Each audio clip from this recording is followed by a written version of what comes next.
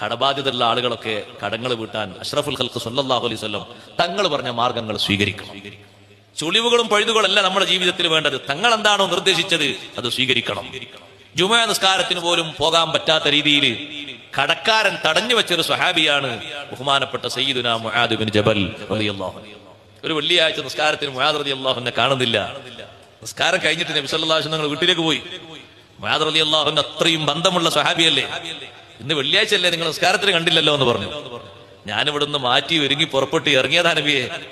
പക്ഷെ ഒരു യഹൂദിക്ക് കുറച്ച് പൈസ കൊടുക്കാണ്ടായിരുന്നു, കുറച്ച് സ്വർണം കൊടുക്കാണ്ടായിരുന്നു. അത് കൊടുക്കാൻ കഴിയാത്തതുകൊണ്ട് അയാൾ എന്നെ തടഞ്ഞു വെച്ചു, എന്നെ വിട്ടില്ല.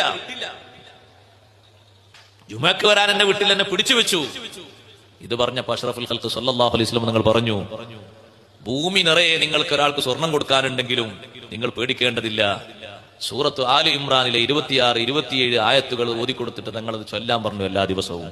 ഖുലില്ലാഹുമ്മ മാലിക്കൽ മുൽകി തുതിൽ മുൽക മൻ തശാഉ വതൻസിഉൽ മുൽക മിമ്മൻ തശാഉ വതുഇസ്സു മൻ തശാഉ വതുദില്ലു മൻ തശാഉ ബിയദികൽ ഖൈറു ഇന്നക അലാ കുല്ലി ഷൈഇൻ ഖദീർ തുലിജുൽ ലൈല ഫിൻ നഹാരി വതുലിജുൻ നഹാറ ഫിൽ ലൈലി വതുഖ്രിജുൽ ഹയ്യ മിനൽ മയ്യിതി വതുഖ്രിജുൽ മയ്യിത മിനൽ ഹയ്യി വതർസുഖു മൻ തശാഉ ബിഗൈരി ഹിസാബ്.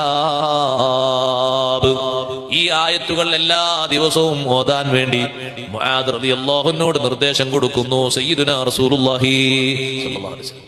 മുആദ് റളിയല്ലാഹു അൻഹുവിനോട് ദുആർക്കാൻ പറയുന്നു. ആയത്തുകൾ ഓതിയിട്ട് ദുആർക്കുക.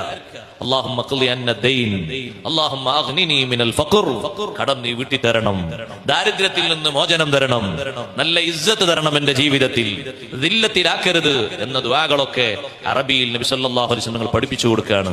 അങ്ങനെ ദുആർന്ന്